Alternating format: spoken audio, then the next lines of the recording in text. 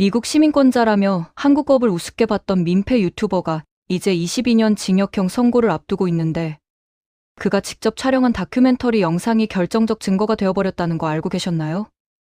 여러분, 진짜 이번 조니 소말리 사건은 단순히 한 명의 또라이 유튜버를 처벌하는 차원을 넘어서 전 세계의 한국 사법 체계의 위험을 각인시키는 역사적인 순간이 되고 있거든요.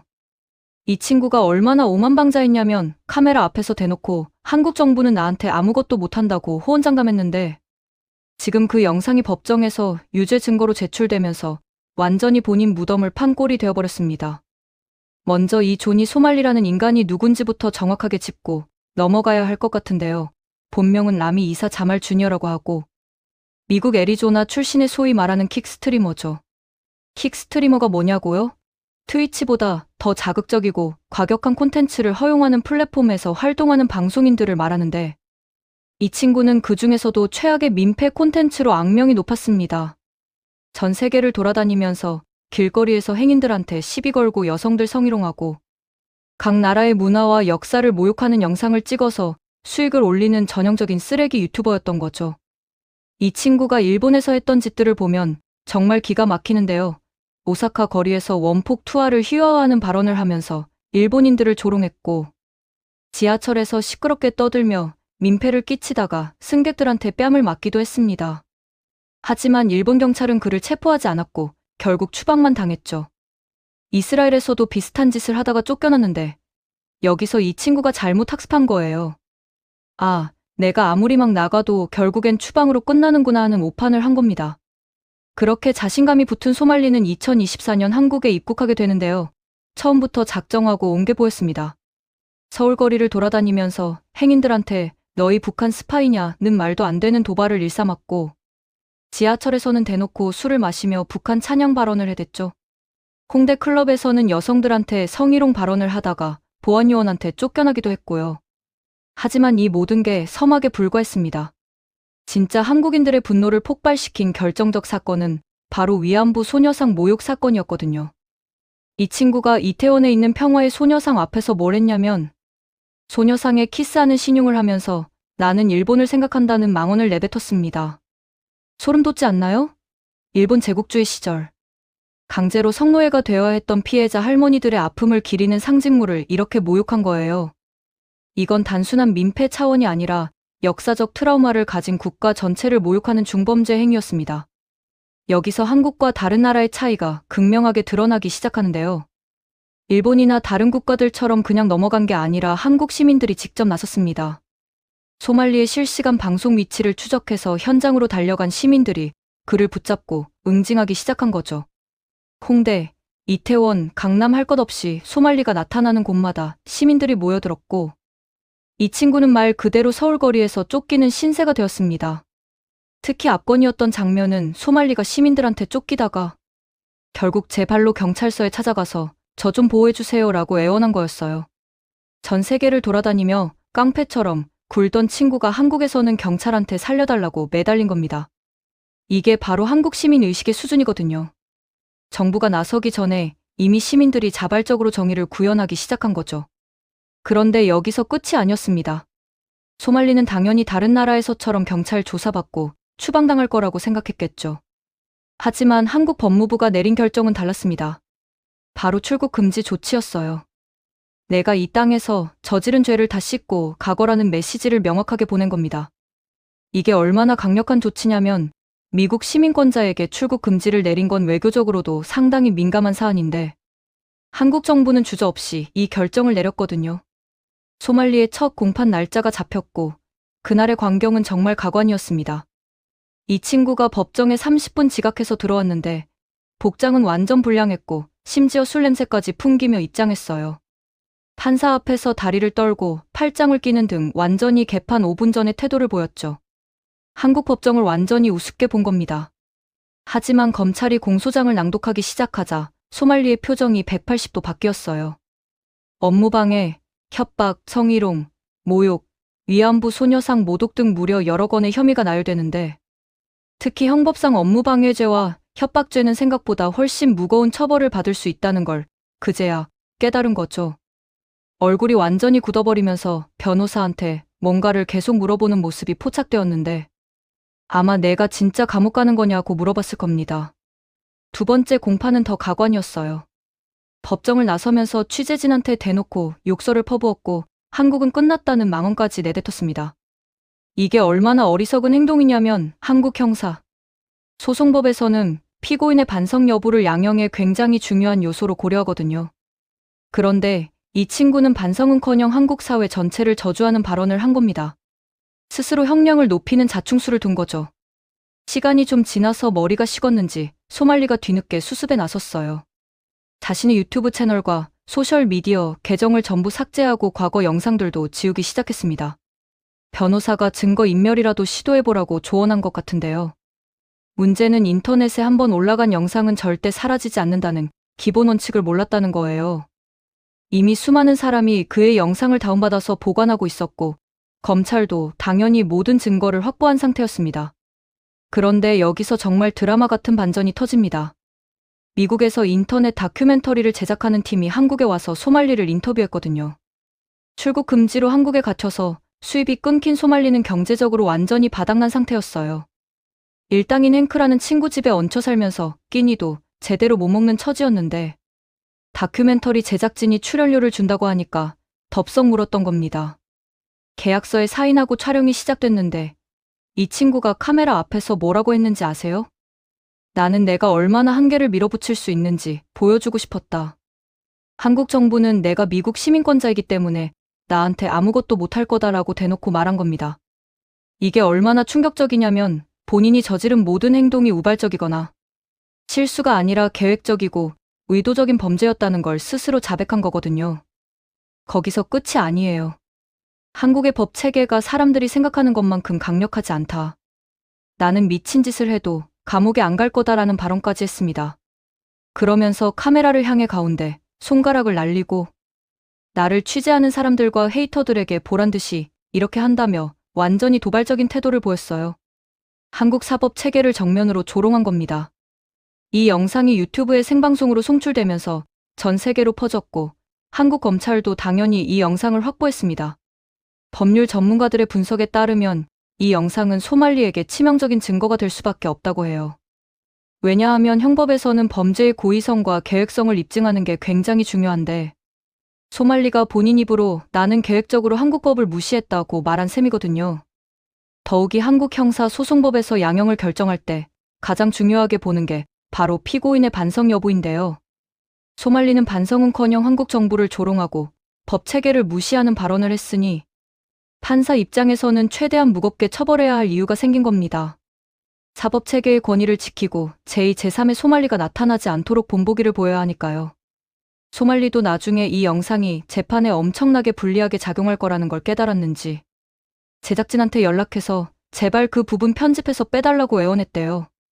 하지만 이미 생방송으로 송출된 뒤였고 계약 조건상 편집권은 제작진한테 있었기 때문에 거절당했습니다. 본인이 돈 때문에 사인한 계약서가 결국 본인 발목을 잡은 거죠. 현재 소말리가 받고 있는 혐의를 정리해보면 이렇습니다. 일단 4건의 혐의에 대해서는 이미 유죄가 확정된 상태예요. 추가로 3건의 혐의에 대해 재판이 진행 중이고요. 그런데 여기서 끝이 아니라 최근에 아동 청소년 대상 성적 모욕 혐의로 경찰 수사가 추가로 시작됐습니다. 이게 왜 무서운 혐의냐면 아동복지법 위반은 한국법에서 굉장히 엄중하게 다뤄지는 범죄거든요. 법률 전문가들이 계산한 바에 따르면 현재 확정된 혐의와 재판 중인 혐의만 해도 최대 형량이 8년에서 10년 정도 나올 수 있다고 합니다. 그런데 아동복지법 위반 혐의까지 유죄로 인정되면 이게 최대 12년이 추가될 수 있어요. 합치면 최대 22년형이 나올 수 있다는 계산이 나오는 겁니다. 22년이면 어떤 의미냐고요? 소말리가 현재 24살인데 이 형량을 다 살면 46살이 돼서 출소하는 겁니다. 인생에서 가장 왕성하게 활동할 수 있는 20대, 30대, 40대 초반을 전부 한국 교도소에서 보내야 하는 거죠. 사실상 인생이 끝나는 수준입니다. 여기에 결정타가 하나 더 있는데요.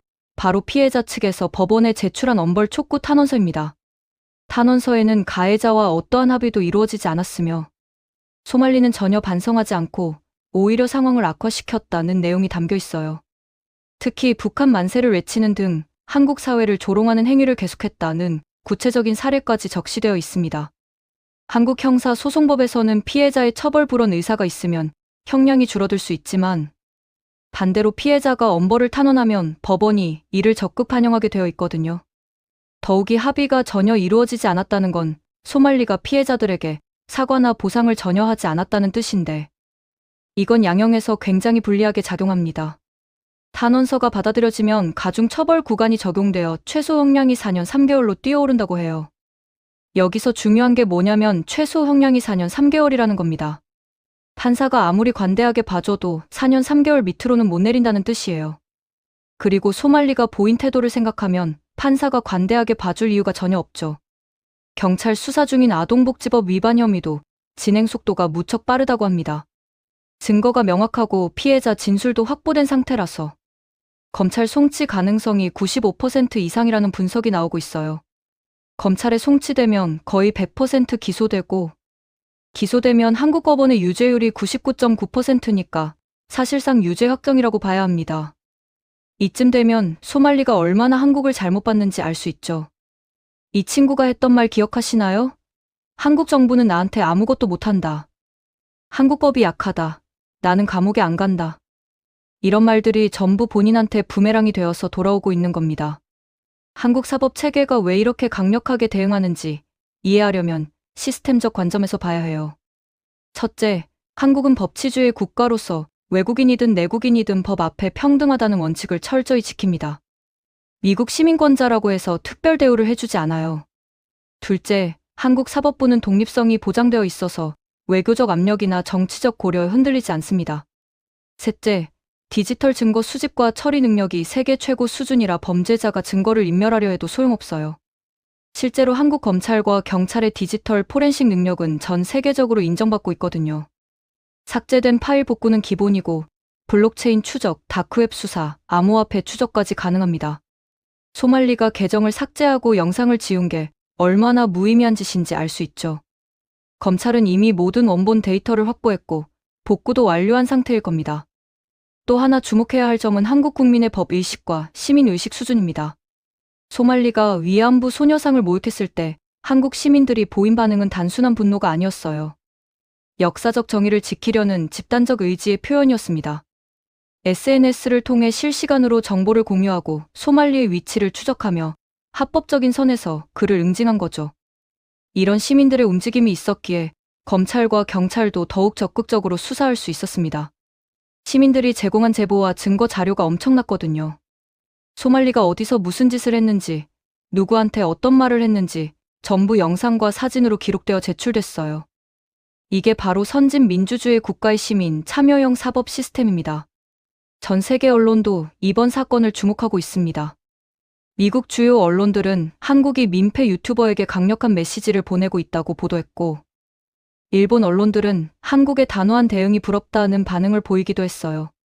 특히 유럽 언론들은 디지털 시대의 새로운 범죄에 대해 한국이 모범적인 대응을 하고 있다고 평가했습니다. 소말리 같은 민폐 유튜버는 비단 한국에만 문제가 되는 게 아니거든요. 전 세계 어디든 이런 콘텐츠로 돈을 버는 인간들이 있어요. 그런데 대부분의 국가는 이들을 제대로 처벌하지 못했습니다. 법적 공백이 있거나 절차가 복잡해서 결국 추방으로 끝나는 경우가 많았죠. 하지만 한국은 다릅니다. 명확하게 법을 적용하고 끝까지 책임을 묻는 거예요. 이번 사건이 국제사회에 주는 메시지는 명확합니다. 한국은 절대 만만한 나라가 아니다.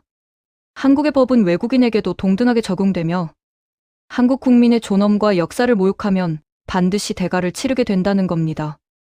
이게 얼마나 중요한 선례가 되는지 아시겠죠? 소말리의 다음 공판은 8월로 예정되어 있는데요.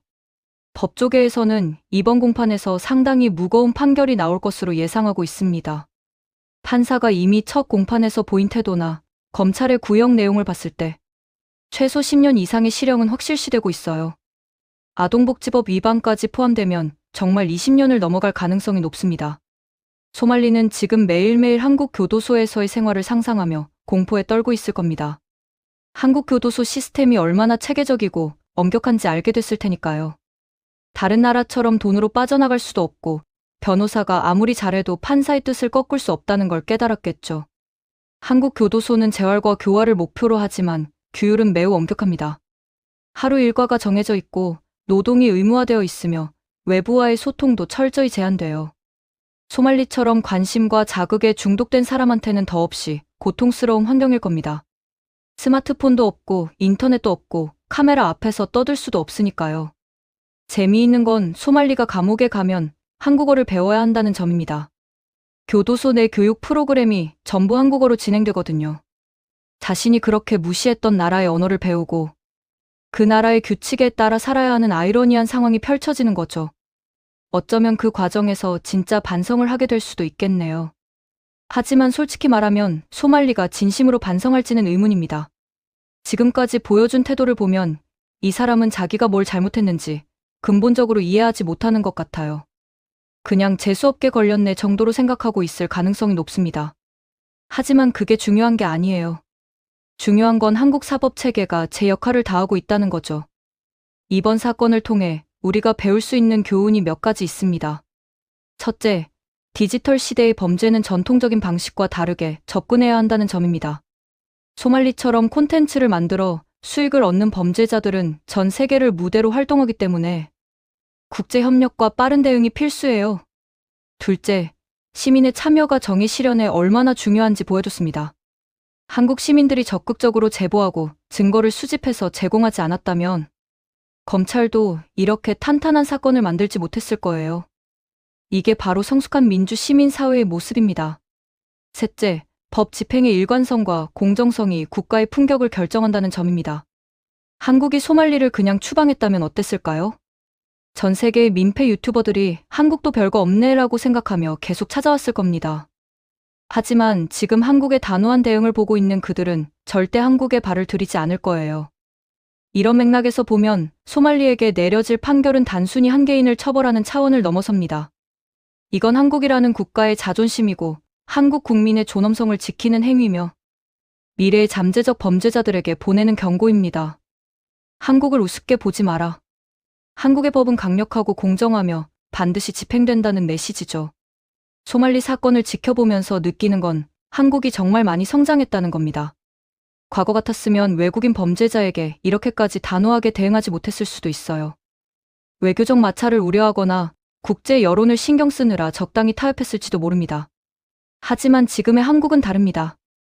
원칙과 법을 최우선으로 두고 흔들림 없이 정의를 실현하고 있어요. 이런 변화가 가능했던 건 한국의 경제력, 문화적 영향력, 국제적 위상이 높아졌기 때문입니다. 이제 한국은 다른 나라 눈치를 볼 필요가 없어요. 당당하게 우리의 법을 집행하고 우리의 원칙을 고수할 수 있는 나라가 된 겁니다. 소말리 사건은 그런 한국의 위상을 보여주는 상징적인 사례예요. 소말리가 감옥에서 복역하는 동안 세상은 계속 변할 겁니다. 한국의 문화 콘텐츠는 더욱 성장할 것이고 한국의 국제적 영향력도 커질 거예요. 10년, 20년 후 소말리가 출소할 때쯤이면 한국은 지금보다 훨씬 더 강력한 나라가 되어 있을 겁니다. 그때 소말리는 자신이 얼마나 어리석은 선택을 했는지 뼈저리게 후회하겠죠. 지금 이 순간에도 전 세계 어딘가에서 소말리 같은 인간들이 다음 타깃은 어디로 할까를 고민하고 있을 겁니다. 그들에게 한국 사법부가 보내는 메시지는 명확합니다. 감히 한국에는 오지 마라. 한국에서 민폐를 부리면 인생이 끝난다는 거죠. 이게 바로 강력한 법 집행이 가져오는 억지 효과입니다. 소말리 사건의 또 다른 의미는 디지털 증거의 중요성을 일깨워줬다는 겁니다. 요즘 시대에는 모든 게 기록으로 남아요. 소말리가 아무리 영상을 삭제해도 이미 수만 명이 다운받았고 백업했습니다. 클라우드에 저장됐고 검찰이 확보했죠. 디지털 시대의 범죄자는 절대 증거를 숨길 수 없다는 교훈을 준 겁니다. 특히 소말리가 직접 출연한 다큐멘터리가 결정적 증거가 된 건 정말 아이러니합니다. 돈 몇 푼 받으려고 카메라 앞에서 떠든 게 본인을 감옥에 보내는 핵심 증거가 되다니요. 이게 바로 탐욕이 부른 자멸입니다. 변호사가 입 다물고 있으라고 수십 번 조언했을 텐데 돈 욕심에 눈이 멀어서 스스로 무덤을 판 거예요. 법률 전문가들은 이번 사건이 향후 유사 사례의 중요한 선례가 될 거라고 말합니다. 민폐 유튜버, 혐오 콘텐츠 제작자, 디지털 범죄자들에게 적용할 수 있는 법리적 근거가 명확해졌거든요. 앞으로 한국에서 이런 류의 범죄를 저지르면 소말리 사례가 기준이 되어 강력하게 처벌받게 될 겁니다. 국제법학계에서도 한국의 이번 대응을 주목하고 있어요. 디지털 노마드 범죄자, 국경을 넘나드는 콘텐츠 범죄에 어떻게 대응해야 하는지, 한국이 모범 사례를 만들고 있다는 평가입니다. 특히 출국 금지 조치를 통해 범죄자를 역외로 도피시키지 않고 반드시 처벌한다는 원칙을 세운 게 높이 평가받고 있어요. 소말리는 아마 매일 밤악몽을 꾸고 있을 겁니다. 한국 교도소에서 20년을 보내야 할 수도 있다는 현실이 점점 다가오니까요. 변호사가 아무리 최선을 다해도 결과는 뻔해 보입니다. 증거는 명확하고 피해자는 합의를 거부했으며 피고인은 반성하지 않았어요. 이런 상황에서 판사가 관대한 판결을 내릴 이유가 전혀 없죠. 재밌게 보셨다면 구독과 좋아요, 알림 설정 부탁드립니다.